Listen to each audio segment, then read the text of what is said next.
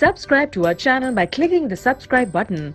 Click the bell button and enjoy the latest uploads from our channel. Question 18. Write the functional groups of carboxylic acids, alcohols, aldehydes and ketones. इन सब में functional groups कौन कौन से होते हैं? सबसे पहले कार्बोक्सिलिक एसिड्स, उनमें होता है COOH ग्रुप. इसको हम इस तरीके से भी दिखा सकते हैं. एल्कोहल्स में होता है OH ग्रुप. एल्डिहाइड्स में होता है CHO ग्रुप.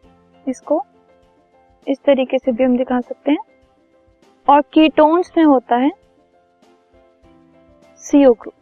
तो ये सारे फंक्शनल ग्रुप्स प्रेजेंट होते हैं इन दीज 4 सीरीज.